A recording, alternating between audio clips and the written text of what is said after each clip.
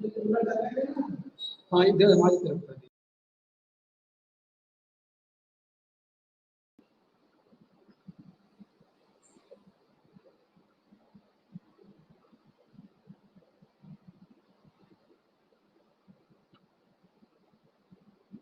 नमस्कार, मैं डॉक्टर राजेंद्र प्रताप सिंह, सहायक आचार्य कालीचरण पीजी कॉलेज लखनऊ और एकेडमिक काउंसलर इग्री लखनऊ। प्रिय विद्यार्थियों, जैसा कि पूर्व के व्याख्यान में आप लोगों ने पढ़ा कि किस प्रकार से हिंदी भाषा और लेखन कौशल के अंतर्गत हम लोगों ने हिंदी के व्यवहारिक पक्ष पर विस्तार से चर्चा की, उस पर व्याख्यान दिया। हिंदी का व्यवहारिक पक्ष क्या है, किन रूपों में हिंदी का व्यवहारिक रूप में प्रयोग होता है और कैसे वो प्रयोग उपयोगी और अधिक से बनाया जाए, इस पर विचार किया।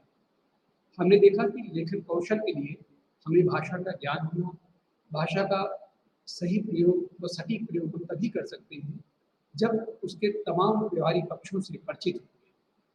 तो BH-DLA 136 हिंदी भाषा लेखन कौशल पाठ्यक्रम के अंतर्गत हमने अपने पहले व्याख्यान में कुल 5 इकाइयों पर केंद्रित अपना व्याख्यान दिया था, जिसमें मुख्यतः हिंदी का व्यवहारिक जो स्वरूप है वो कितना विस्तृत है, उसके सामने कौन कौन सी चुनौतियां हैं, उन चुनौतियों का समाधान किस प्रकार से करें, इस पर विचार किया। इसी क्रम में जैसा कि विदित है, हिंदी भाषा और लेखन कौशल का भी पाठ्यक्रम BA स्तर पर अनिवार्य पाठ्यक्रम के रूप में है। इसमें मुख्य रूप से 2 खंड हैं। पहले खंड के अंतर्गत व्यवहारिक हिंदी और लेखन कौशल है और दूसरे खंड के अंतर्गत तार्किक लेखन है। तार्किक लेखन या मुख्यतः लेखन कौशल है और लेखन कौशल में कुल 6 इकाइयाँ हैं और 6 इकाइयों में जो पहली इकाई है वो तार्किक लेखन की है कि किस प्रकार से तार्किक लेखन का प्रयोग आधुनिक काल में बढ़ा है। उसके पूर्व मध्यकाल में जो हम देखते हैं कि तार्किक लेखन का स्वरूप क्या था, क्या मध्यकालीन जो लेखक है, जो कवि है, वो तर्क की कसौटी पर अपने विचारों को कसता था कि नहीं कसता था, या कहीं ना कहीं वो आस्था प्रेरित होकर के अपने विचारों को व्यक्त कर देता था। तो हम देखेंगे, जब इसका अध्ययन करेंगे तो एक बड़ा अंतर हमें दिखाई देता है कि किस प्रकार मध्य युग में या प्राचीन काव्य में, प्राचीन साहित्य में हमें आस्था केंद्रित साहित्य अधिक मिलता है, उसमें तर्क वितर्क के लिए अधिक गुंजाइश नहीं होती है। वहीं पर जब हम आधुनिक कालीन लेखक को देखते हैं तो वो अपने किसी भी विषय पर अपने विचार को व्यक्त करते हुए वो हमेशा इस बात का ध्यान रखता है कि जो बातें वो व्यक्त कर रहा है, जो बातें वो अपने लेखन का हिस्सा बना रहा है, वो क्या व्यवहारिक रूप में सही है, क्या तर्क की कसौटी पर वो बातें खरी उतरती हैं। इन तमाम बातों को लेकर के उसके अवचेतन में, उसके मस्तिष्क में एक तर्क वितर्क चलता रहता है। और इसीलिए जब हम हिंदी लेखन में तार्किक लेखन की बात करते हैं तो एक महत्वपूर्ण पहलू हो जाता है। और जब हमारे पाठक, हमारे विद्यार्थी तार्किक लेखन की महत्ता को समझेंगे, तभी भविष्य में वो तार्किक लेखन का जो साहित्य है, जो उस कसौटी पर खरा साहित्य है और एक विपुल साहित्य वर्तमान में उपलब्ध है, तो उसका अध्ययन कर सकेंगे और उसके विषय में अपना एक निर्धारित विचार बना सकेंगे। भविष्य में जो आज का पाठक है वो लेखक होता है, और जब उसके अध्ययन की प्रक्रिया इस प्रकार से आगे बढ़ेगी तो निश्चित रूप से भविष्य में वो जो भी कुछ लिखेगा, लिखने का प्रयास करेगा, किसी विषय पर अपने विचार को व्यक्त करेगा, तो उसका जो लेखन होगा वो बहुत परिमार्जित और व्यवस्थित होगा। तो इसी क्रम में ये विद्यार्थी आज के इस व्याख्यान में जो दूसरा खंड है BH-DLA 136 का, उस पर हम बात करेंगे। सर्वप्रथम हम तार्किक लेखन की बात करते हैं। तार्किक लेखन के साथ साथ इस पूरे खंड में कुल 6 इकाइयाँ हैं, जिसके अंतर्गत हम लोग देखते हैं कि सर्वप्रथम रचना है, पुनर्रचना है, आख्यानपरक लेखन है और तार्किक लेखन है। तो इस क्रम में हम सबसे पहले तार्किक लेखन की बात करते हैं।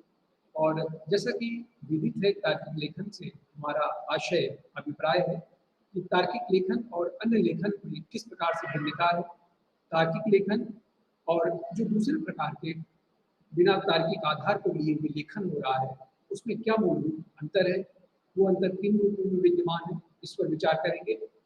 इसी प्रकार तार्किक लेखन की जो प्रकृति है, वो किस प्रकार शास्त्र के अनुसार बदलती रहती है और बदलती है कि नहीं बदलती है, इस पर विचार करेंगे। तार्किक लेखन की जो प्रक्रिया है, वो किस प्रकार उत्तरोत्तर विकसित होती जाती है और वो अपने पूर्ण रूप से कैसे भिन्नता को प्राप्त होती है, इस पर भी प्रकाश डालेंगे। प्रिय विद्यार्थियों, गहराई से समझने के लिए वर्गीकरण किसी भी विषय का एक महत्वपूर्ण पहलू है। तो इस तार्किक लेखन कौशल के अंतर्गत हम इसका वर्गीकरण करने का भी प्रयास करेंगे कि किस प्रकार से इसको विभिन्न व्यवस्थाओं में विभाजित करके हम इसका अध्ययन कर सकते हैं और इसके सही तरीके को अपना सकते हैं और अपने लेखन में उसे उतार सकते हैं, इस पर विचार करेंगे। किसी बात को बार बार दोहरा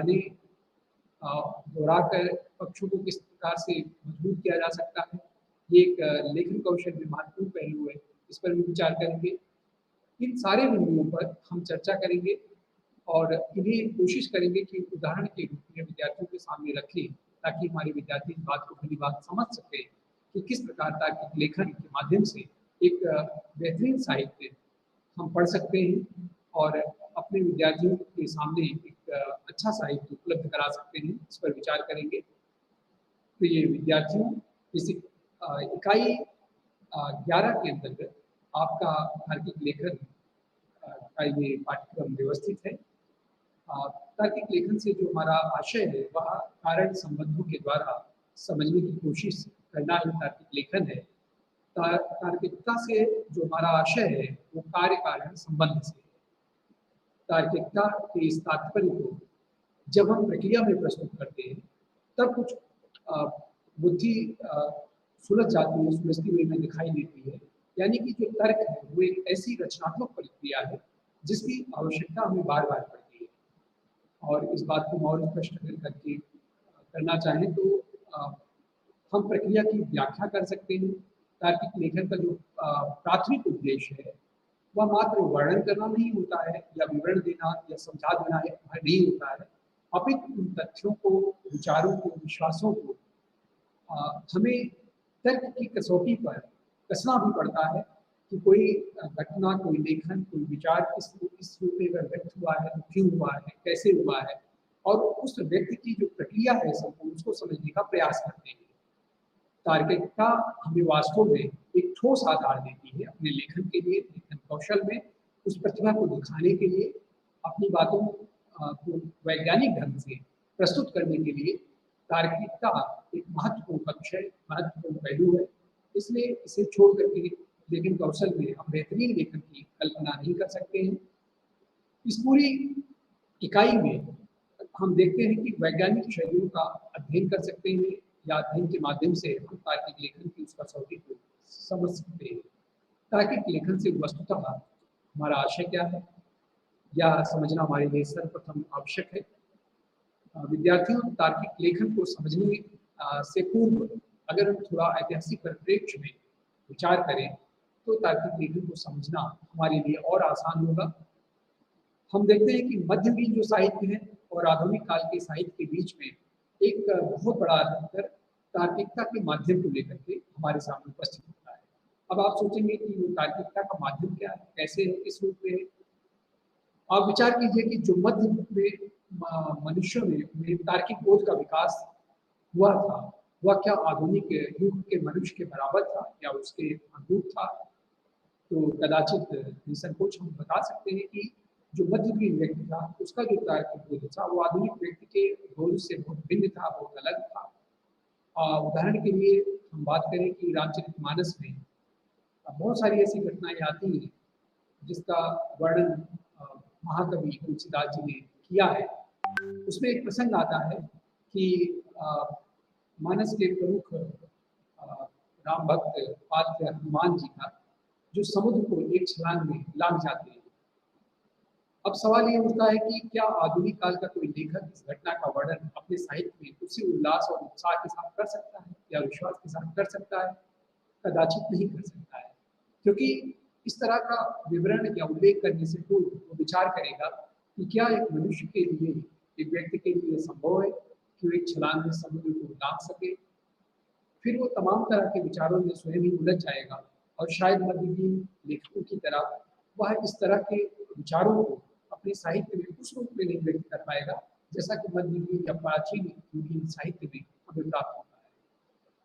तो वर्तमान के लेखक के लिए सबसे बड़ी कसौटी ये है कि कोई भी घटना का वर्णन वो करेगा तो उसे सबसे पहले उसकी विश्वसनीयता और प्रामाणिकता पर विचार करेगा, तदुपरांत ही उसका वर्णन करेगा।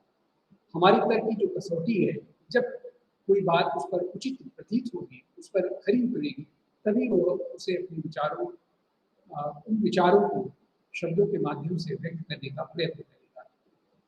मध्यकाल का जो मिथकीय बोध है वो इतना अधिक प्रबल और प्रखर था कि उसमें तार्किकता के बिना भी काम चल जाता था। वहाँ तार्किकता के स्थान पर आस्था प्रमुख थी, विश्वास प्रमुख था, समर्पण प्रमुख था। यही कारण है कि जो लेखक है मध्ययुगीन, उसके लिए तार्किक कसौटी उतना महत्वपूर्ण पक्ष नहीं था और वो अपने विश्वास के आधार पर पुरातन जो साहित्य उपलब्ध है उसके आधार पर वो उनमें आस्थावान दिखता है और अपने विचारों को उन्हीं के अनुरूप व्यक्त करने में समर्थ भी दिखता है। किंतु आधुनिक युग की शुरुआत, जैसा कि ये विद्यार्थी आप लोग जानते हैं कि यूरोप में ये जो पुनर्जागरण है, जिन्हें हम रेनेसा के रूप में जानते हैं, से माना जाता है। ज्ञान विज्ञान के विकास और भौगोलिक खोजों ने यथार्थ की नई दृष्टि उत्पन्न की और चिंतन के नए तरीके को जन्म दिया। हमें सोचने, हमें नए बिंदुओं से नई बातों को सोचने के लिए, विचार करने के लिए एक बड़ा कैनवास दिया। तो निश्चित रूप से जो आधुनिक कालीन लेखक है, उसका जो विचार करने का अ, आधार है, वो अपने पूर्ववर्ती लेखकों से बहुत भिन्न है, बहुत अलग है, क्योंकि उसका वर्तमान उन तमाम बातों से अज्ञान नहीं है। बहुत सारे अन्य अन्य स्रोतों से उसके ज्ञान का काफ़ी विस्तार है। उसके पास बहुत सारे स्रोत हैं जिसके माध्यम से वो अपने कथनों की पुष्टि कर सकता है, उसको प्रमाणित करने के लिए उनका अध्ययन कर सकता है, उन पर चिंतन कर सकता है। ज्ञान विज्ञान के विकास और जो भौगोलिक खोज हुई है वर्तमान में, वो काफ़ी कुछ हमारे लेखन को अधिक समृद्धशाली बनाने में सबल है। उसके चिंतन के लिए नए तरीके हमें मिलते रहे, मिल जाते हैं आसानी से। लोग जीवन के प्रत्येक पहलू पर तार्किक चिंतन आज का जो आधुनिक लेखक है वो करने लगा है। यह विश्वास किया गया कि मनुष्य अनिवार्यतः तार्किक प्राणी है, इस पर कोई संदेह नहीं है। मनुष्य ने कभी भी जो ज्ञान अर्जित किया, जो विद्या अर्जित की, जो भी उपलब्धि उसके जीवन में जुड़ी, वो वहीं पर आराम करके, रुक करके, स्थिर होकर के वहीं पर अपने तर्क को, अपने चिंतन को विश्राम नहीं देता है। अनवरत सोचना उसकी प्रकृति का हिस्सा है, उसकी प्रवृत्ति है और यही कारण है कि वो अत्यधिक तार्किक है और इसके परिणाम स्वरूप उसके तार्किक चिंतनशील होने के नाते उसका जो लेखन है उसमें दिनों दिन आप वो परिवर्तन, वो अभिव्यक्ति का वो भिन्न रूप आपको इस साहित्य में दिखाई देगा। आधुनिकता का विकास इसी तार्किकता से ही संभव हुआ। आज जिस तरह से हम आधुनिकता पर इतराते हैं या आधुनिकता में जिस प्रकार हमें एक विपुल साहित्य मिलता है, हमें जो लेखन कौशल का एक बृहद रूप दिखाई देता है और बहुत भिन्न रूप दिखाई देता है इसके पूर्व के साहित्य में, जो कदाचित संभव नहीं था या उपलब्ध नहीं था। तो इसका एक मूल कारण यही है कि मनुष्य स्वभावतः तार्किक प्राणी है और उसके तार्किकता के आधार पर ही उसका सृजन का विस्तार हुआ है और वो उत्तरोत्तर उसी तर्क के आधार पर, तर्क की कसौटी पर अपने चिंतन को कस कर अपनी वाणी को व्यक्त करता है। तो इस प्रकार हम देखते हैं कि जिसे हम आधुनिक कहते हैं, उसका एक अर्थ यह भी होता है कि हम किसी चीज़ को एक प्रक्रिया में ला करके ही उस पर विचार करते हैं, उसका अध्ययन करते हैं और उस पर अपने विचारों को व्यक्त करते हैं। उदाहरण के लिए हम फूल के गंध को अनुभव करते हैं, नहीं करते हैं, अपितु उस मिट्टी की ओर भी देखते हैं जिससे पौधे का जन्म हुआ है। हम केवल उसके सुगंध को पा करके ही वहीं पर अपनी अपने चिंतन को विराम नहीं दे देते हैं, अपितु हम विचार करते हैं कि ये पौधा जहाँ पर रोपित है, आखिर उस मिट्टी में ऐसा क्या है और वो किस प्रकार से धीरे-धीरे पुष्पित और पल्लवित हुआ है और आज सुगंध अपना चारों ओर बिखेर रहा है। तो इसका मूल कारण क्या है? ये कैसे संभव हो पाया है उस पौधे के लिए? इस पर भी आज का लेखक या आज का मनुष्य विचार करता है। उसका खाद पानी भी हम देखते हैं कि उस पौधे का पोषण किस प्रकार से हुआ है, उसके विकास की प्रक्रिया क्या रही है, इन सारे पहलुओं पर भी तार्किक दृष्टिकोण की दृष्टि से हम विचार करते हैं। तार्किक लेखन से आशय है कि तर्क की कसौटी बनाकर लेखन कार्य में जो लेखक है वो प्रवृत्त होता है, वो एक आधार बनाता है अपने विचारों के लिए और उन विचारों को जिसे वो व्यक्त करने जा रहा होता है उसे परखता है, उसे अपने विचारों की कसौटी पर कसता है और जब उससे वो संतुष्ट हो जाता है तभी वो उसे अपने लेखन कौशल का हिस्सा बनाता है।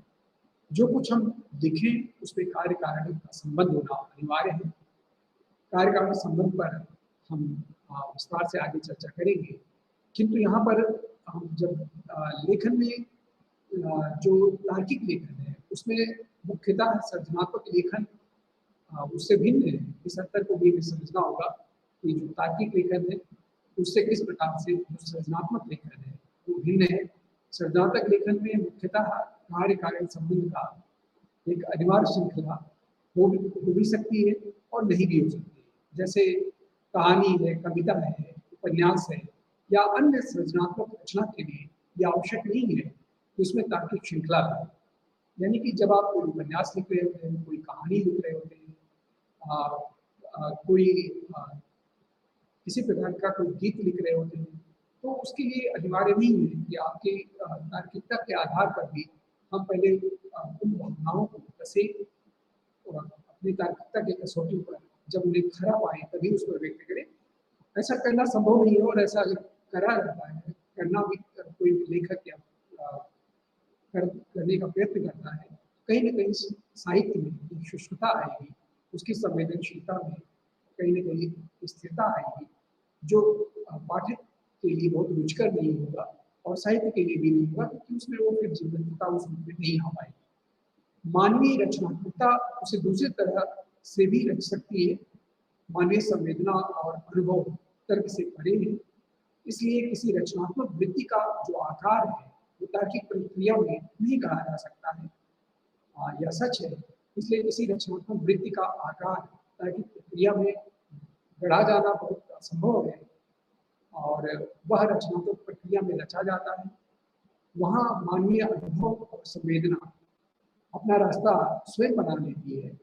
कोई यह नहीं कह सकता है कि प्रेमचंद के गुणगान की जो समाप्ति है वो तार्किक परिणति में हुई अथवा आलोचना में जब उस तार्किकता को स्पष्ट नहीं होगी तो उसे प्रामाणिक नहीं माना जाएगा। गणित की शब्दावली का प्रयोग करें तो रचनात्मक लेखन 2 और 4 ही नहीं होगा, 3 भी हो सकता है और 6 भी हो सकता है। लेकिन विज्ञान शास्त्र या आलोचक को 4 के नजदीक या लगभग नजदीक होना ही पड़ता है। एक उदाहरण से हम अपनी इस बात को और स्पष्ट करना चाहेंगे विद्यार्थियों कि जो हिंदी का आलोचना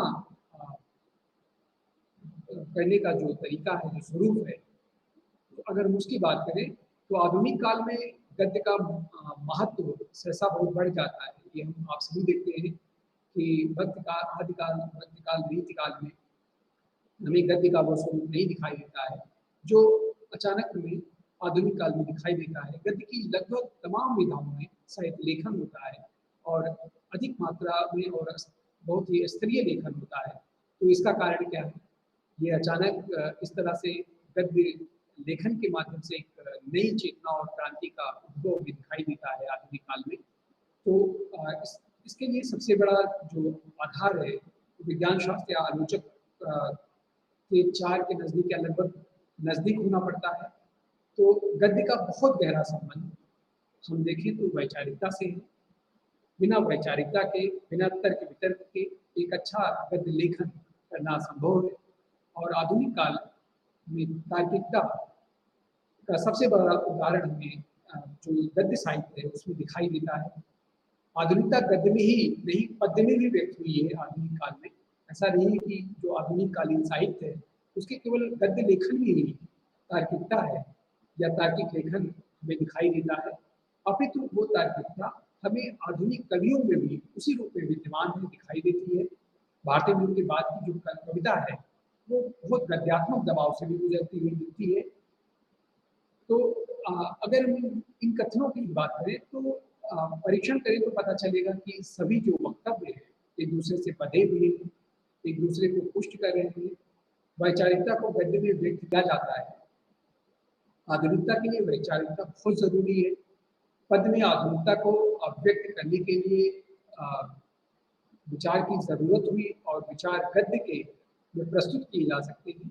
इसलिए कविता पर भी गद्य का दबाव बढ़ जाता है और यही कारण है कि तुकान तुकान कविताओं से इतर जो आधुनिक रचनाकार है, जो कवि है, वो रचना करता है क्योंकि उसके ऊपर कहीं न कहीं अपनी हर बात को कहने के पूर्व एक विश्वसनीयता और प्रामाणिकता की चुनौती उसके सामने दिखाई देती है। और यही कारण है कि जो आधुनिक लेखक है, जो आधुनिक रचनाकार और कवि कवि है, वह इन बिंदुओं पर अधिक बल देता है कि कैसे वो जो कुछ लिख रहा है, जो कुछ उसकी रचनात्मकता का हिस्सा बन रहा है, वह क्या तार्किक बोध युक्त है कि नहीं है। इस पर भी वो बहुत चैतन्य रहता है। और इसका एक दूसरा पहलू भी है कि इससे रचना में कहीं न कहीं शिथिलता आती है, सुष्ठुता आती है और पाठक उससे बहुत आत्मीयतापूर्वक जुड़ने में भी अपने आप को समर्थ नहीं पाता है। तो इसके कहीं न कहीं कुछ बातें ऐसी नहीं है जो पाठकों के लिए या उन कविताओं को, रचनाओं को पढ़ने वालों के लिए उन्हें निराश करती है। किंतु तार्किकता बोध के स्तर पर इसमें कहीं न कहीं बहुत गहराई आती है और कपोलकल्पित या केवल कल्पना के आधार पर जो रचना का आधार होता था, उससे ये रचनाएँ दिखाई देती हैं। ये इसका एक गुणात्मक पहलू है। तो पद में आधुनिकता को अभिव्यक्त करने के विचार की ज़रूरत हमें होती है और विचार गद्य में प्रस्तुत किए जाते हैं। कविता पर भी गद्य का दबाव लगातार बढ़ता है, जिसे हम देखते हैं साहित्य में। तार्किक निष्कर्ष को प्राप्त कर सकते हैं तर्क के माध्यम से ही। विधाओं की जो प्रकृति है उसके अनुसार तार्किकता का विकास होता है। विधाओं के अनुसार तर्क की शैली बदल जाती है। अब हम जैसे अर्थशास्त्र हुआ, समाजशास्त्र हुआ या साहित्य की प्रकृति में के अंतर के अनुसार किस तरह से तर्क का विकास होता है, तर्क करने का जो तरीका है उसका स्वरूप बदल जाता है। जब भी हम देखते हैं विषय वस्तु बदल गया तो हमारे तर्क करने का और जो स्वरूप है वो भी इसके साथ साथ बदलता है। इस बात को समझने की हम दूसरे उदाहरणों से अगर समझाने का प्रयास करेंगे विद्यार्थियों, तो आप देखेंगे कि अ, ग्रामीण क्षेत्रों में जैसे गरीबी बहुत है, उसका अध्ययन यदि अर्थशास्त्र के तर्क के अनुसार करेंगे तो हम कहेंगे कि ग्रामीण जनता की क्रय शक्ति अत्यंत कम है, उनकी क्रय क्षमता नहीं है, वो अपने मनमाफी बहुत सारी अपने उपभोग की वस्तुओं का उपभोग नहीं कर पाते हैं क्योंकि उनके पास धन अभाव है। ग्रामीण क्षेत्रों में बाजार नहीं विकसित हुए हैं, वहाँ पर नए नए शॉप, मॉडल शॉप आपको नहीं मिलेंगे। तो आज या तर्क हम लोग इसके लिए दे सकते हैं। या अगर हम देखें तो समाजशास्त्र में जब ग्रामीण जनता की गरीबी का अध्ययन करेंगे तो गरीब के प्रभाव से किस प्रकार से चोरी डकैती या दुष्कर्म हमें वहाँ पर बढ़ते हुए दिखाई देते हैं। हम इस निष्कर्ष पर पहुँचेंगे। तो गरीबी के कारण मानवीय रिश्तों में कितनी दरारें पड़ती जा रही हैं। पारिवारिक जो संरचना थी वह किस प्रकार से खंडित हो रही है, कैसे संयुक्त परिवार समाप्त हो रहे हैं और उसकी जगह पर एकल परिवार विकसित हो रहे हैं। इन तमाम कारणों की तरफ हम फिर उपस्थित होंगे, उन्मुख होंगे और फिर उसके लिए हम अलग अलग तर्क देंगे और और उन तर्कों के आधार पर जब हम उसकी पुष्टि कर सकेंगे तो विचारों को एक शब्दों का रूप देंगे। तो हम देखते हैं कि जिस प्रकार से हमारा विषय बदल जाता है, विषय बदलने के साथ साथ हमारे तर्क करने की जो प्रक्रिया है उस प्रक्रिया में भी काफ़ी कुछ अंतर आता है, उसके स्वरूप में भी अंतर आता है। यह एक स्वाभाविक उसकी प्रक्रिया है, गति है जो इस प्रकार इस रूप में दिखाई देती है।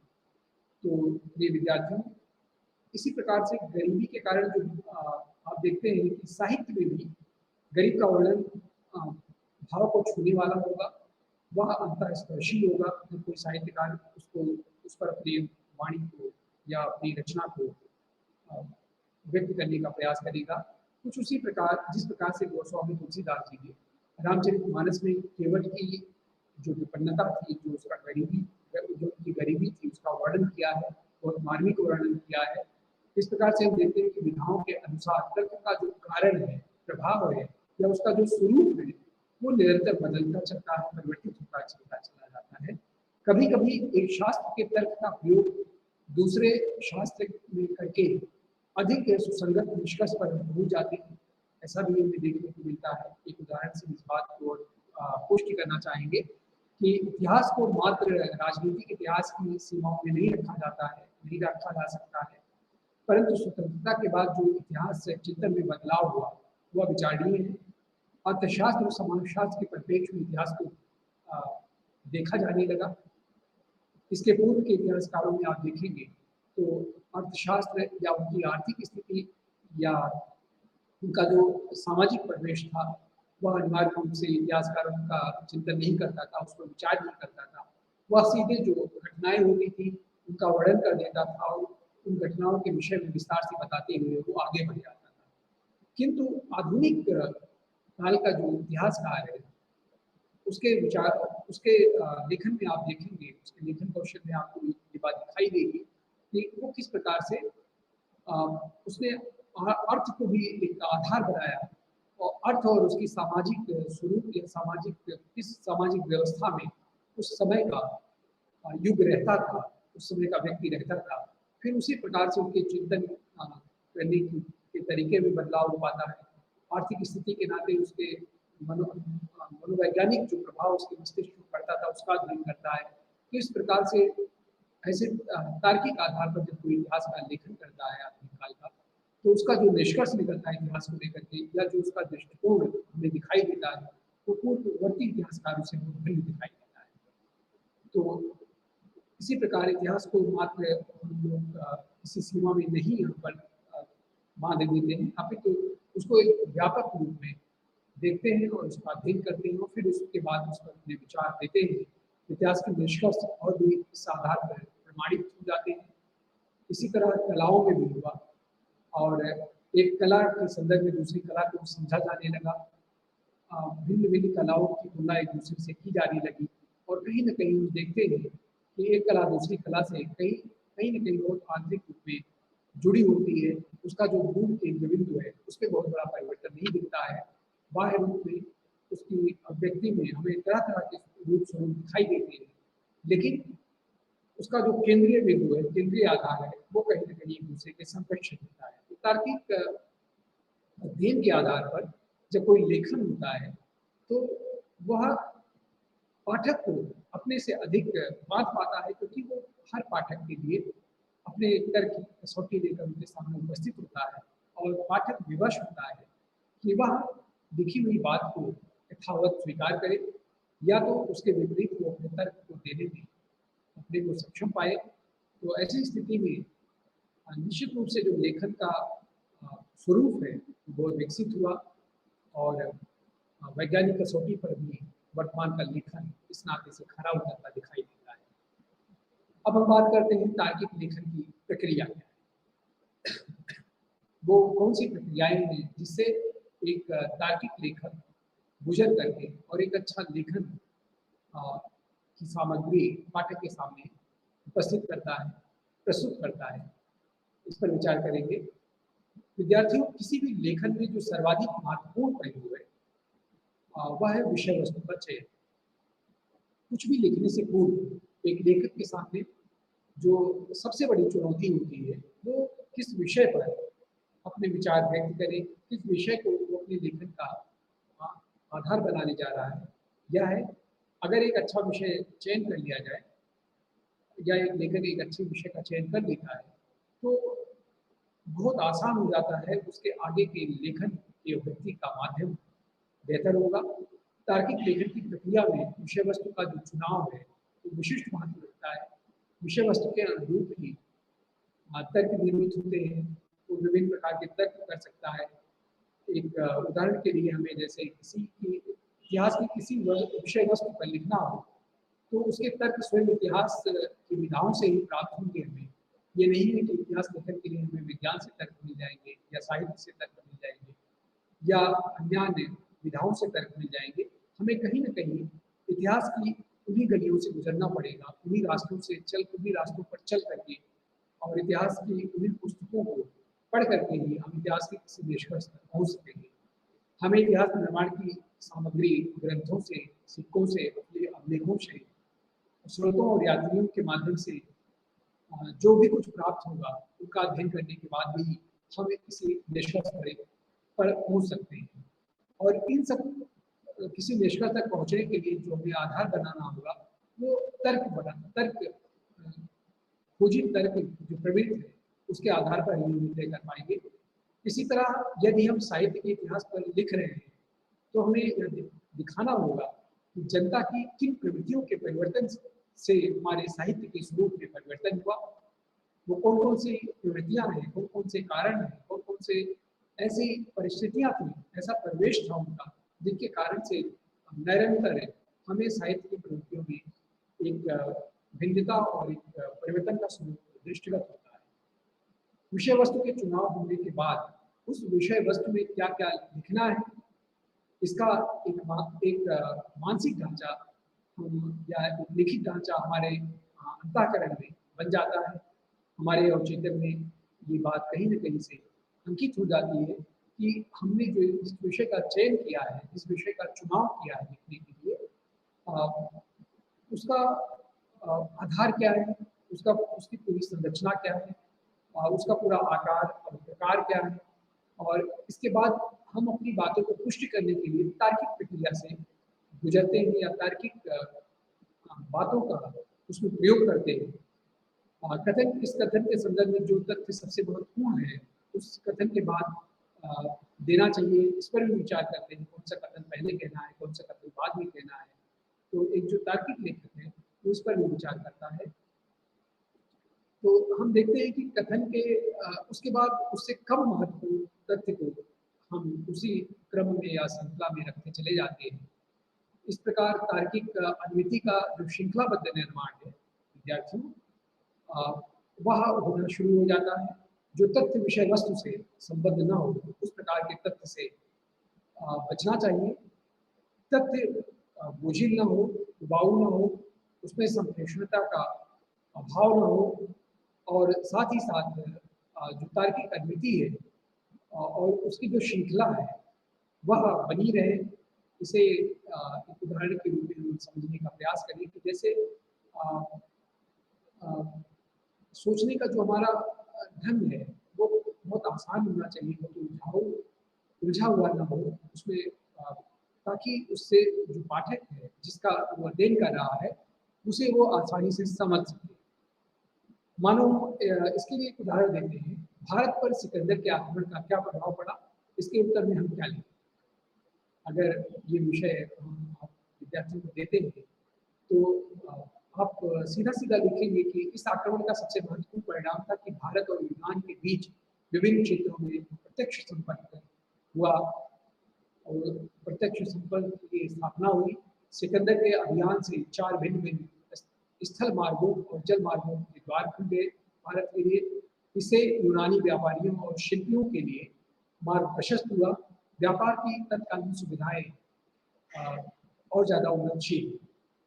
तो यह कुछ एक छोटा सा कथन है जिसे हमने आपके सामने बोला। तो अगर हम केवल इस पूरे अनुच्छेद का अध्ययन करें और इसकी व्याख्या करने का प्रयास करें तो क्या पाते हैं कि सिकंदर के भारत पर आक्रमण के परिणाम स्वरूप विभिन्न क्षेत्रों से हमारा संपर्क बढ़ा। फिर जो लेखक है वो विभिन्न क्षेत्रों के खुलने की व्याख्या करता है। इस एक परिणाम का प्रभाव कई क्षेत्रों पर पड़ा। तार्किक जो लेखन की प्रक्रिया में लेखन में कारण और प्रभाव की बीच श्रृंखलाबद्ध प्रक्रिया होनी चाहिए, इस पर विशेष ध्यान दिया जाता है। और इस प्रक्रिया के कारण ही जो पाठक है वो उस पर विश्वास कर पाता है एक कारण से एक प्रभाव, फिर उसी से संबद्ध एक दूसरे कारण से दूसरा प्रभाव। इस प्रकार से तार्किक प्रक्रिया की श्रृंखला को व्यक्त करने का तरीका तरह तरह का होता चला जाता है। इस तार्किक श्रृंखला को क्रमबद्ध वाक्यों में नहीं रखा जाएगा तो तार्किक श्रृंखला अराजक हो सकती है, जिससे विचारों की जो संबद्धता है वह टूट सकती है, वह भंग हो सकती है। तो इस प्रक्रिया के अंतर्गत हमें भाषा के प्रति अत्यधिक सतर्क और सावधान रहना होगा ताकि हम उसका सही से प्रयोग कर सकें। वाक्य का जो गठन है इस तरह से बनाया जाए जो विचारों के भार को वहन करने में सक्षम हो। अंततः तार्किकता को भाषा के माध्यम से ही समझा जा सकता है, इसमें कोई संदेह नहीं है।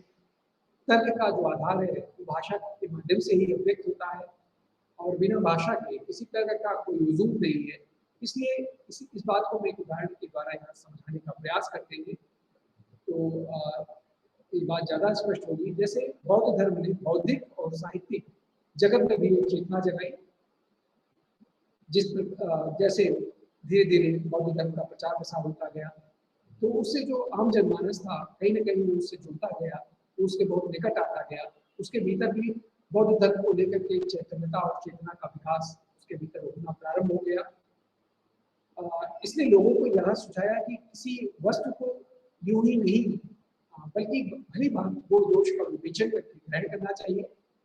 किसी ने कुछ कह दिया तो उसके कहने के आधार पर उस बात को जीवन ग्रहण कर दे, ये आवश्यक नहीं है, ये नहीं होना चाहिए। इस बात को समझाया।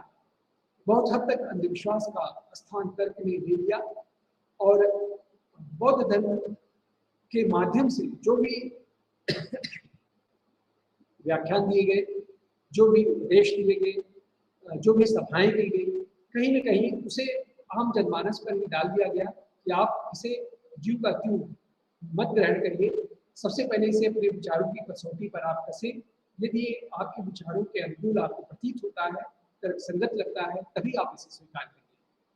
तो हम देखते हैं कि इस प्रकार से एक तार्किकता का विकास होता है, तार्किक चेतना का विकास होता है और ये विकास हमें साहित्य में भी, आधुनिक साहित्य में भी दिखाई देता है। भाषा के साथ सहयोग बढ़ जाता है। भाषा और विचारों का क्रम कहीं टूटता हुआ दिखाई नहीं पड़ता है।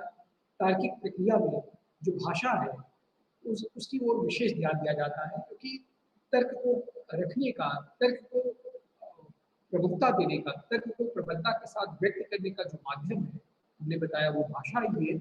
इसलिए भाषा को इस लेखन कौशल प्रक्रिया में अधिक महत्व दिया जाता है। अब हम विद्यार्थी बात करेंगे कि प्रक्रिया की जो व्याख्या है, कार्य और कारण का संबंध क्या है, किस रूप में है, इस पर विचार करते हैं। जैसा कि हमने बताया कि जो तार्किक लेखन है उसकी जो प्रक्रिया है वह एक निर्धारित प्रक्रिया होती है। इस प्रक्रिया से लेखक को गुजरना पड़ता है। जो कुछ कहा जा रहा है उसका भाषा के साथ सहयोग होता है। बिना भाषा के उनको व्यक्त करना संभव नहीं है। भाषा और विचारों का क्रम कहीं टूटता नहीं है। तार्किक प्रक्रिया में हम उसका अनुकरण करते हैं।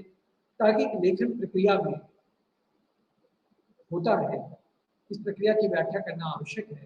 प्रक्रिया के माध्यम से हम उन संबंधों को समझ सकेंगे जिसमें कार्य कारण विकसित होते हैं। उदाहरण के माध्यम से इसे समझने का प्रयास करते हैं। जैसे किसी सामाजिक आंदोलन की प्रक्रिया का अगर उदाहरण रखें आप लोगों के सामने, और उसमें आप देखेंगे किस प्रकार से उस सामाजिक आंदोलन प्रक्रिया के माध्यम से हमारे भीतर एक तार्किक चेतना का विकास होता है। एक उदाहरण हम आपको देते हैं कि सामाजिक असंतोष सामाजिक आंदोलन की प्रारंभिक अवस्था को प्रतिबिंबित करता है।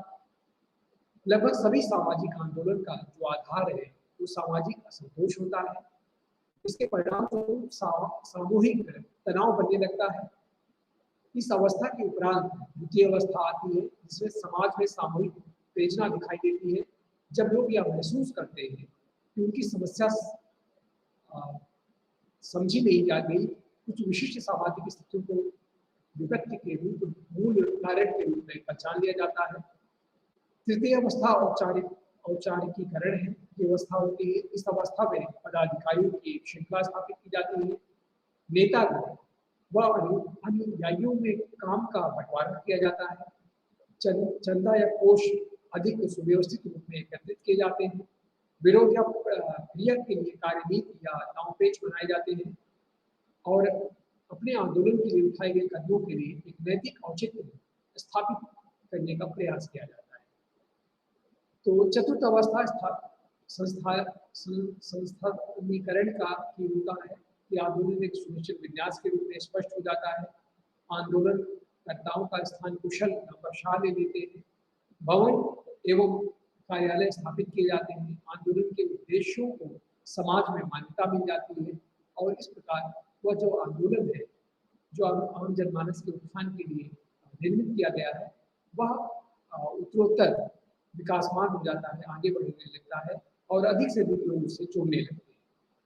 तो हम इस केवल एक कथन की ये बात कर रहे हैं विद्यार्थियों, तो इस पूरे उदाहरण में हम एक प्रक्रिया को पाते हैं और वो प्रक्रिया क्या है कि आंदोलन का विकास धीरे धीरे हो रहा है 4 चरणों में, एक के बाद एक का विकास होता जाता है। प्रारंभिक वाक्य सीधा विषय से संबंधित है। अब इसके कार्य कारण संबंधों के पर विचार करने का प्रयास करते हैं कि जैसे आंदोलन की जो प्रारंभिक अवस्था है वो सामाजिक असंतोष है, यानी कि जो भी आंदोलन करता है वो सबसे पहले ये बताने का प्रयास करते हैं कि किस प्रकार से एक आंदोलन की आवश्यकता है हमें, और आंदोलन के मूल में जो परिस्थितियां हैं, जो उसके पीछे जो कारण है, वो उन्हें बता करके आम जनमानस का विश्वास बना अपने साथ जोड़ना चाहता है, जोड़ने का प्रयास करता है। 4 चरण में एक के बाद एक का विकास होता इस प्रकार हम देखते हैं चला जाता है। प्रारंभिक वाक्य सीधा विषय से संबंधित आपको दिखाई देगा। कार्य कारण संबंधों की इसमें व्याख्या की गई है। आंदोलन की जो प्रारंभिक अवस्था है, जो बताया हमने सामाजिक असंतोष है, इसके कारण से सामाजिक जो तनाव है वो दिन दिन बढ़ता जाता है।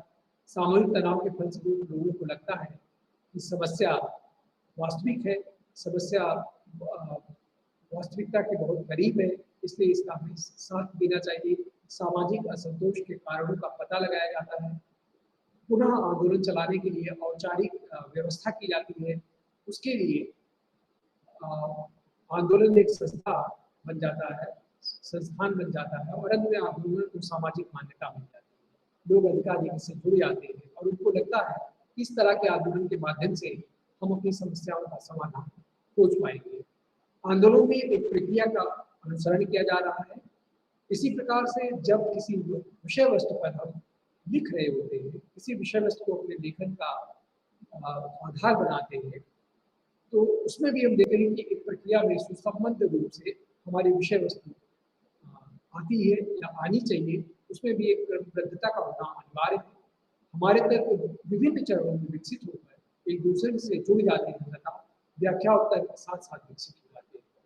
तो हम देखते हैं कि जैसे कोई सामाजिक आंदोलन हुआ, किसी प्रकार की कोई सामाजिक व्यवस्था या गतिविधि अचानक न उत्पन्न होती है, न उससे अधिकाधिक जुड़ जाते हैं। उसके उत्पन्न होने की या उसके बनाने की, संगठित करने की, निर्मित करने का एक मूल आधार होता है, एक कारण होता है। पहले वो कारण आता है, फिर उस कारण के माध्यम से वो आंदोलन अधिकाधिक लोगों के विश्वास को अपने से जोड़ता है और फिर इन सारे कार्यकलापों का कारण और उसके संबंध का, कार्य और कारण के संबंध यहाँ स्पष्ट हमें दिखाई देने लगते हैं। इसी प्रकार से किसी लेखन के लिए जब हम विषय का चयन करते हैं तो उसकी भी जो श्रृंखला बनती है वो हमें इसी रूप में हमें बनती हुई दिखाई देती है कि उसमें भी जो लेखक है वह विभिन्न तर्कों के माध्यम से अपने विषय को व्यक्त करता चलता है। पूर्व के बहुत सारे तर्क वो उसमें जोड़ता है और फिर आगे की श्रृंखलाएं तो अनवरत उसको विकसित करता जाता है और इस प्रकार से वह अपने मूल लक्ष्य तक पहुंच करके अपने विचारों को व्यक्त करने में सफल होता है। अब बात उठती है कि कथन के समर्थन में क्या क्या तर्क किए जा सकते हैं। जब हम लेखन प्रक्रिया में सक्रिय होते हैं तो कोई ना कोई हमारा उद्देश्य होता है। एक निर्धारित लक्ष्य या उद्देश्य के लिए ही एक लेखक लेखन करता है। हमें अपने उद्देश्य को साबित करने के लिए, प्रमाणित करने के लिए एक तर्क की आवश्यकता होती है। हम कोई कथन जब लिखते हैं और उसके संदर्भ में कोई तर्क प्रमाणित करते हैं, अपनी बात को जब तर्क के साक्ष्य में प्रमाणित करते हैं तो वह अधिक विश्वसनीय होता है। अधिक से अधिक लोग उस उस पर विश्वास या भरोसा करके उससे जुड़ते चले जाते हैं, अपनी बात को जब तर्क के साक्ष्य में प्रमाणित करते हैं तो वह अधिक विश्वसनीय हो जाती है, इसमें कोई संदेह नहीं है। वैज्ञानिक सोच समझ विकसित करने के लिए तर्क निश्चित रूप से आवश्यक है। तर्क को कार्य कारण संबंधों में पहचानना आवश्यक है, या उसी रूप में ही वह पहचाना जाता है। कथन को कई तरीकों से प्रमाणित किया जाता है। कभी कभी कथन से संबंध संबंध परोक्ष रूप में हुआ करता है। कथन और तर्क के सीधे संबंध को हम एक उदाहरण के द्वारा बताना चाहेंगे कि ब्रिटिश विजय का भारत पर एक स्पष्ट और गहरा आर्थिक प्रभाव पड़ा। अंग्रेजों ने जो आर्थिक नीतियां अपनाई थी उनमें भारत की अर्थव्यवस्था का रूपांतरण एक औपनिवेशिक अर्थव्यवस्था के रूप में हुआ था, जिसके फलस्वरूप ढांचे का निर्धारण ब्रिटिश अर्थव्यवस्था की जरूरतों के अनुसार किया गया था। भारतीय उद्योगों को विशेषकर ग्रामीण दस्तकारी उद्योगों की बर्बादी रेलवे के बनते ही काफी तेजी से हुआ। जो छोटे छोटे उद्योग थे उनका नाश हुआ, वो समाप्त हो गए पूरी तरह से। रेलवे द्वारा ब्रिटिश विनिर्मित वस्तुओं के देश के सुदूर गांवों में पहुंचाने और परंपरागत उद्योगों की जड़ों को खोदने में सहायता मिली। अब यहाँ इस इतनी सी बात को अगर हम इसका अध्ययन करें और इसकी जड़ तक जाने का तत्व के आधार पर प्रयास करें तो हम पाते हैं कि यह जो कथन है ब्रिटिश विजय का भारत का आर्थिक प्रभाव था। उसके समर्थन में दो तर्क प्रस्तुत किए गए।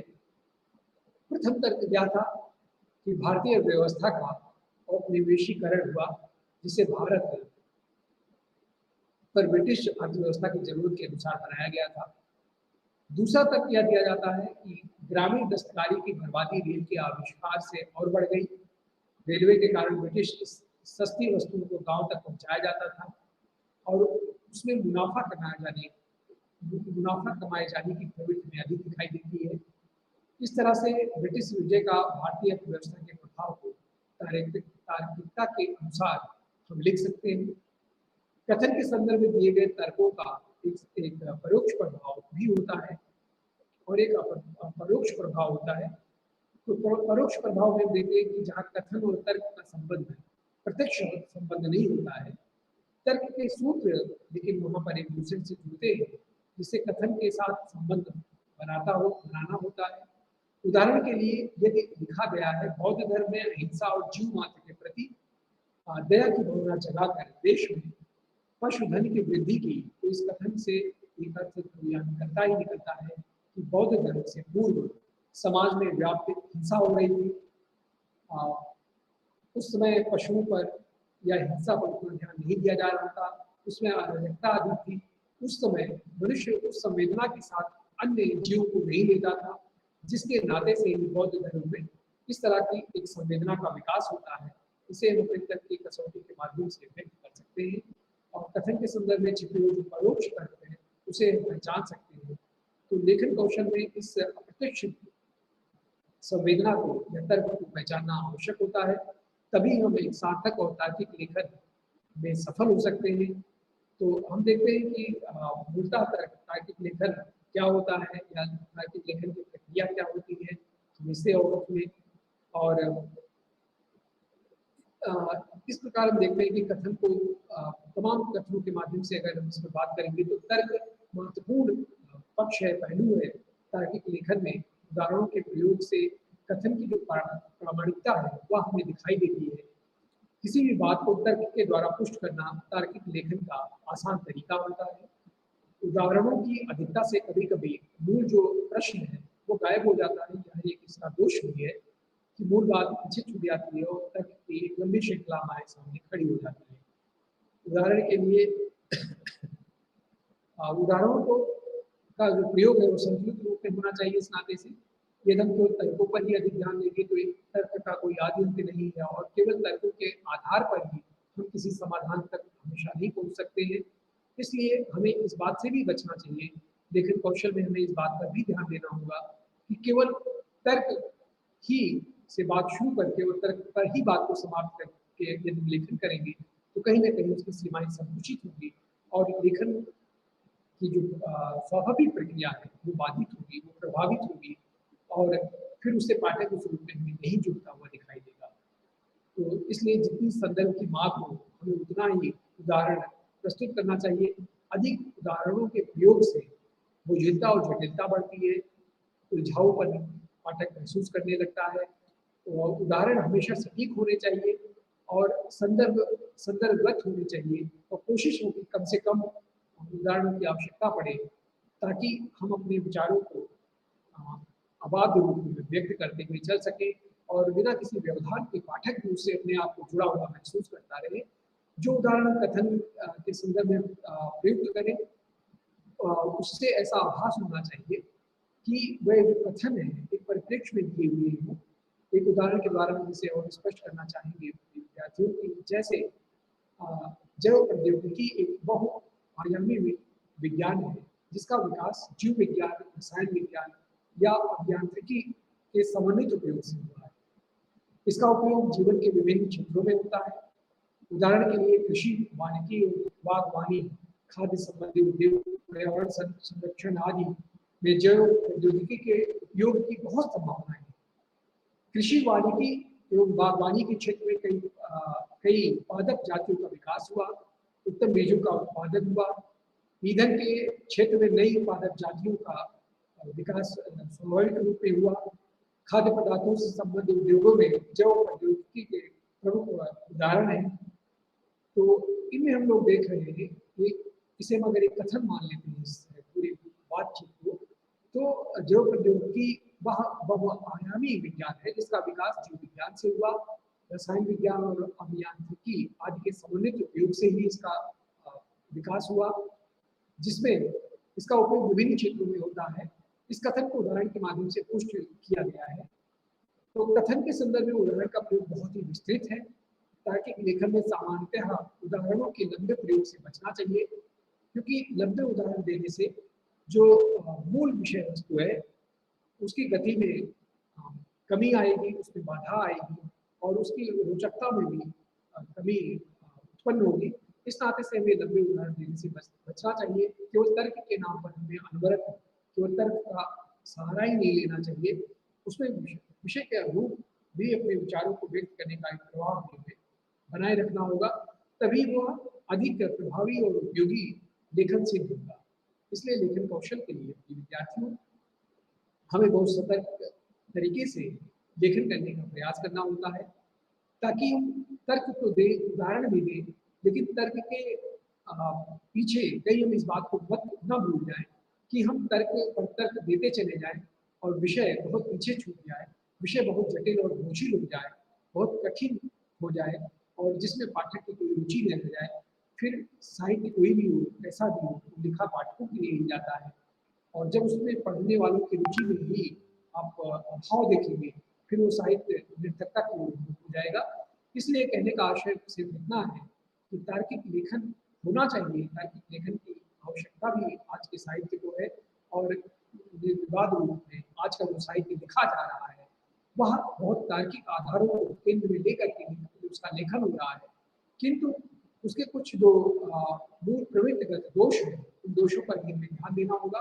उन पर विचार करते हुए ही हमें एक अच्छा साहित्य लिखना होगा, और जब यह हमारे ध्यान में होगा तो निश्चित रूप से हम तर्कों के अति बोझिलपन से बचेंगे।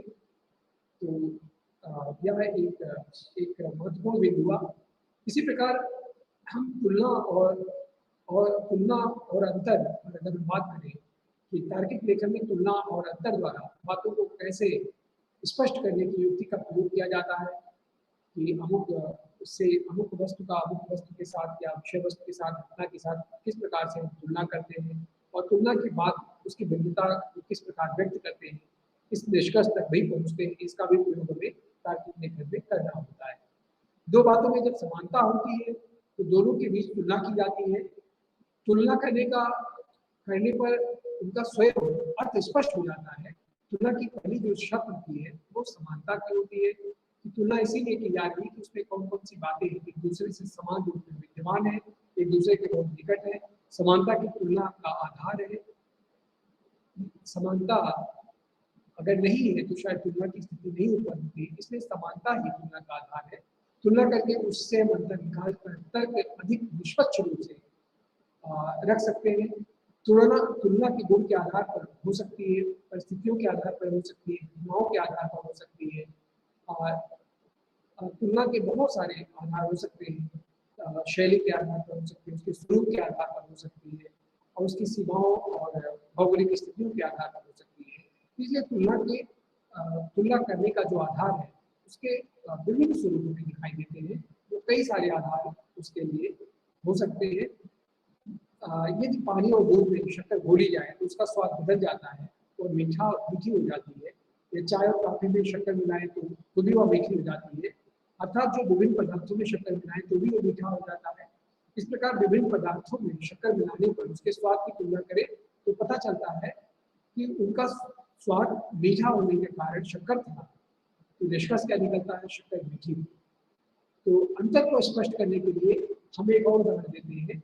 यदि हम फिल्म देखते हैं और फिल्म के साथ ही साथ जब नाटक भी देखते हैं तो दोनों विधाओं में अभिनय का अंतर होता है। लेकिन दोनों में तुलना क्या है? दोनों में अभिनय होता है। तो तुलनात्मक रूप से दोनों में अभिनय ही एक आधार बनता है।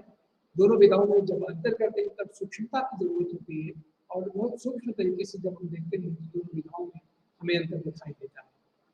फिल्म विधा अतीत में बन चुकी होती है, वह एक यांत्रिक माध्यम द्वारा दर्शकों को दिखाया जाता है। लेकिन जो नाटक की विधा है वह सामायिक होती है, प्रासंगिक होती है, तात्कालिक विषयों पर बनाया गया होता है, और उसका जो प्रसारण होता है वो ज़्यादातर सीधा सीधा होता है, और जीवंत रूप में वो उसी रूप में जो लेखक है, जो उसके नाटक करता है, नाटककार है, वो उसको व्यक्त कर रहे होते हैं। तो इस प्रकार हम इस अंतर पर या निष्कर्ष पर पहुंचते हैं कि एक फिल्म और नाटक के बीच में जो ऊपरी तौर पर हमें दिखाई देने वाली बातें हैं वो एक रूप होते हुए भी सूक्ष्मता के स्तर पर उसमें बहुत भिन्नता दिखाई देती है, बहुत अंतर लिए हुए होता है। नाटक में अभिनय हो रहा होता है, वह दर्शक के साथ अभिनेता का प्रत्यक्ष रिश्ता होता है। लेकिन फिल्म में क्लोजअप है, बारीक से बारीक डिटेल्स को पकड़ने के साधन है। नाटक में मंच पर कल्पनाशीलता होती है, संकेतिकता होती है, प्रतीकात्मकता होती है, जिसके माध्यम से अभिनय के द्वारा नाटक को प्रस्तुत किया जाता है। नाटक का प्रभाव और उसके दर्शकों पर पड़ता है। लेकिन वहीं पर हम जब तुलना करते हैं फिल्म से, तो फिल्म में बहुत सारी कमियों से बचा जा सकता है, क्योंकि उनमें उन दृश्यों को रिटेक करने की का अवसर होता है। वो एक दृश्य फिल्माया गया और वो नहीं अच्छा लगा तो उसमें कट करके कैमरे से उसे डिलीट करके और उसमें फिर से उसका अभिनय करके और उसके अभिनय के रूप में उसकी प्रस्तुति कर दी जाती है। तो इस प्रकार से हम देखते हैं कि जो फिल्म है और फिल्म के साथ साथ जो नाटक है उसमें एकरूपता के साथ साथ एक बड़ी भिन्नता भी दिखाई देती है। लेकिन इस भिन्नता को समझने की कला हमें तभी विकसित हो पाएगी जब हम तार्किकता को ठीक से समझेंगे, तार्किक लेखन की प्रक्रिया से जुड़ेंगे और तार्किक के आधारों का विश्लेषण करेंगे, उनका चिंतन करेंगे, उनका अध्ययन करेंगे, तभी हम उस निष्कर्ष पर पहुंच सकते हैं। तो इस प्रकार तुलना और अंतर के प्रयोग द्वारा एक निष्कर्ष हमें मिलता है। कथन के संदर्भ में तुलना और अंतर की बारीकियों को बाखूबी उभारने का प्रयत्न होता है। तुलना से तर्क की पारदर्शिता झलकती है। जब हम किसी अन्य विषय से किसी विषय की तुलना करते हैं तो उसमें कहीं न कहीं पारदर्शिता दृष्टिगत होती है। तुलना हमारे विचारों को, हमारे सोच और चिंतन को, वैज्ञानिकता को परखने की एक बड़ी कसौटी है। और जब हम उस वैज्ञानिक कसौटी से गुजरते हैं तभी उसके मूलभूत अंतर और तुलना कर पाते हैं। तो इस प्रकार इसको हम एक दूसरे उदाहरण से अगर समझाने का प्रयास करें तो एक उदाहरण और रखना चाहेंगे कि इस प्रकार से समाजशास्त्री और इतिहासकार दोनों की जो समाज में अध्ययन है, दोनों समाज का अध्ययन करते हैं। अंतर केवल उनके अध्ययन के काल का होता है। एक वर्तमान का विद्यार्थी होता है और दूसरा अतीत का। तो कहने का आशय क्या हुआ कि समाजशास्त्री और इतिहासकार दोनों समाज के अध्ययन में अध्ययनरत होते हैं। दोनों के बीच अंतर करने में हम उनके गुणात्मक अंतर को समझ सकते हैं। अंतर करने पर विधाओं की सीमाओं का पता चलता है। इतिहास अतीत का अध्ययन करता है, समाजशास्त्र समाज का अध्ययन करता है। तो इस प्रकार हम देखते हैं कि दोनों के अध्ययन का विषय समाज है, लेकिन एक चूंकि अतीत के तमाम मापदंडों के अनुरूप का अध्ययन करता दूसरा वर्तमान में घटित हो रहे समाज को उसके के अनुसार है। तो प्रिय विद्यार्थियों, इस प्रकार हम लोग देखते हैं कि तार्किक लेखन जो साहित्य है वो समझने की उसको आवश्यकता है। और आधुनिक साहित्य, आधुनिक लेखन कौशल का जो सबसे बड़ा आधार है वो तार्किक लेखन है। बिना तार्किक लेखन के एक अच्छी लेखन कौशल की कल्पना नहीं कर सकते हैं। इसलिए तार्किक लेखन क्यों आवश्यक है, तार्किक लेखन का मूल आधार क्या है, तार्किक लेखन के माध्यम से किस प्रकार से एक साहित्य से दूसरे साहित्य की विभिन्न विधाओं के को गहराई से समझ सकते हैं, अध्ययन कर सकते हैं, इस पर विचार किया जा रहा है। तो आज के इस व्याख्यान को हम यही विराम देते हैं और अपने व्याख्यान की इसी श्रृंखला में हम आगे उसके पुनर्संरचना हुआ या पुनर्लेखन हुआ और लेखन के विभिन्न स्वरूपों उस पर विचार करेंगे। इसी के साथ मैं वाणी को विराम देता हूँ। बहुत बहुत धन्यवाद। नमस्कार।